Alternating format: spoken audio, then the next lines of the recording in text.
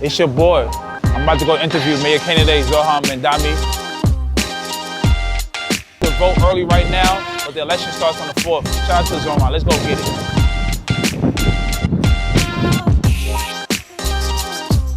We get like these. That is incredible, Steve. Thank you, I don't know where you are. Oh my God. Yeah, that's how you that.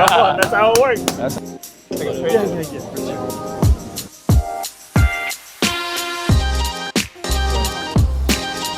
Yeah. Okay, that's it. You see the guy. How you doing, brother? Should be How you fun. doing? Take a Doing photo. good. Always want to do a fit video on the train. Yes. Let's go. Hey, where you from? Zohran Mamdani, I'm from New York City. NYC, then stop playing with them. Let's go. All right, here we go. How do you get started in politics? How did I get started? You know, I used to love this group called Das Racists. Mm-hmm. There was an article in the Village Voice in Yeah. 2015 about Yeah. one of the rappers endorsing his childhood friend for city council Okay. in East Queens. And so then I hopped on this train, the F train. Instead Okay. of going downtown, I went towards Queens. Got off on the second to last stop and started knocking on doors. That's 2015. That's 2050. Okay. Yeah. What can you bring to New Yorkers that haven't been done before? Well, you know, I think the first thing is we can actually try. Yeah, you could definitely try. Because right now what we have is a set of politicians who tell you that the best things could be is what we have right now. Yeah, yeah. And what we have right now is 1 in 4 New Yorkers living in poverty. And so often it's not a question of if you can do it, it's whether you want to do it. And what I've found in politics is if you actually have the political will to do something and you build a coalition that's necessary, you can deliver the very things that people thought were unimaginable. Okay. Why does affordable living is so important to you? Well, I mean, you know, I grew up in this city. I love this city, and it's always been an expensive city. But where we are at this moment, New Yorkers are being priced out of it. Last night, I spoke to somebody outside of Elmhurst Hospital at about 11:30 at night. Okay. He told me that he lives in Pennsylvania now. 2-hour one-way commute because he can't afford to live in New York City, but he still works in New York City, right? That's what crazy, people are yeah. having to live with. So.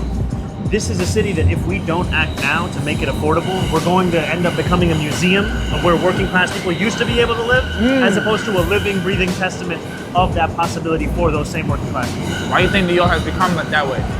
Well, I think what we've had have been politicians who have sold working class New Yorkers out to the benefit of their donors. And like you just look at the mayor that we have right now, he increased the rent on more than 2 million New Yorkers by more than 12% over 4 years. Right? We're talking about a lot of New Yorkers who are on fixed income. They don't have any of their salary increasing by 12%, and yet their expenses are. And a lot of the expenses are out of control from city government. This is an example of one that's in the control of city government, and instead it's putting its thumb on the scale of making it more expensive. Why are you so passionate about New York? Because I love it, man. You love- yeah. You know, I moved here when I was 7 years old. Yeah. I grew up here, and this city to me represents so much of who I am. And I wish it wasn't such a low bar, but even just to love New York is different than what we see from a lot of politicians. Okay, but They seem to almost fear New York. Yeah, a lot of people, they fear New York. But why should we trust you? Because you know when it comes to politics, a lot of people are afraid to vote. Yeah. They feel like everybody's corrupted. What makes you so different? Well, I think the first thing is that instead of trying to lecture to New Yorkers, you've been listening to them. And so this whole idea of running a campaign on cost of living, of talking about freezing the rent, making buses fast and free, delivering universal childcare, it's built on what we actually heard from New Yorkers.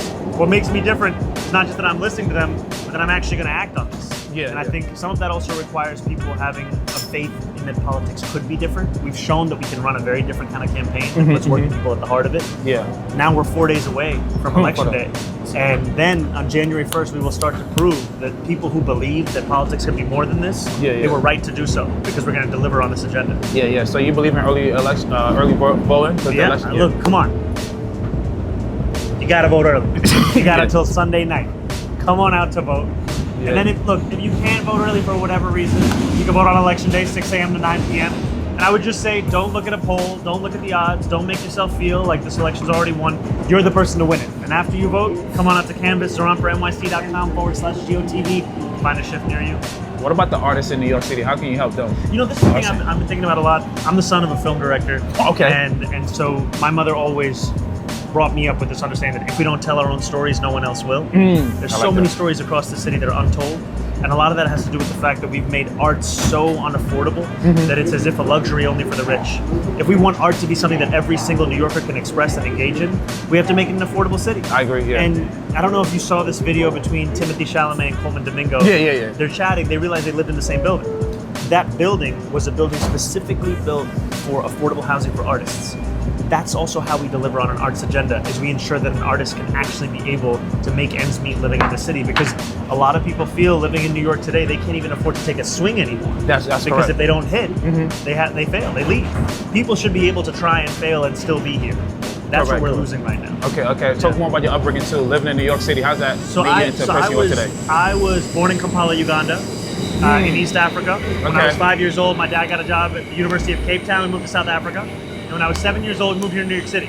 So I grew up in Morningside Heights. I went to middle school right there. I went to high school in the Bronx at Bronx Science, and I went to college in Maine. And I think I love that we're having this conversation on the train. Okay. Because for me, the train is so much of what makes this city unique and distinct. I agree. It's how I would get around for so many different parts of my life. And I think it also represents that at the best of New York City, everyone rides the train. I agree. No matter how much money they have in their pocket. Correct. And we have to make sure that that continues to be the city that we have, where the public goods that we have in this city are so good that everybody wants to be a part of their life. And right now, what's happening more and more is that if people can afford it, they don't have to use a lot of different parts of the city's public sector. And we have to make sure that we're actually delivering that excellence, which right now is being denied. Oh, we getting hit. We getting hit. Thanks so much, man. Thank you. So who are some of your influences growing up? Woo. Some of my influences. I mean, being in New York City, music was a big part of my life. I think right now I represent Queensbridge houses. Oh, shout out, okay. And so I have to shout out to Nas. Oh, yeah? I have to shout out to Mobb Deep. You're a New Yorker. I'm in the business of taking on shook ones, so. Talk that talk. Man, shook. You know? What's a day like for you? What's like a day like for you right now? I mean, last night I got home probably around like 1, 2 a.m. And then I'm back at it at like 7:30, you know? We got 4 days left, and you know, a lot of New Yorkers, especially the people that I grew up with, they're not tuning into elections until the last minute. Exactly. So even though I'm living and breathing this, I know that that's not the case for most people because they're too busy struggling to afford this city. I know that I might be tired, we might nearly be at the end, and still this is actually the beginning for a lot of people. Yeah. So we gotta be out there, we gotta be making the case. How about you? What's your New York story?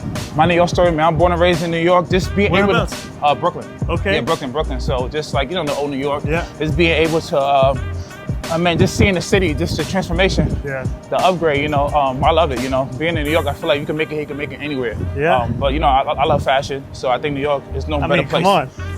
Come on. Ain't no better place than New York, you know what I'm saying? So I feel like you could become something in New York no matter what, you know, so, you know. And I think we would always talk about, you know, if you can make it here, you can make it anywhere. Correct. People would come here to try and make it. Now it more and more feels like a city where you can only come here if you've already made it. Damn, man, that's crazy. Because that's a good point. You have to have that kind of money. And we are robbing ourselves of the potential of this city if we're not allowing people to take a swing anymore.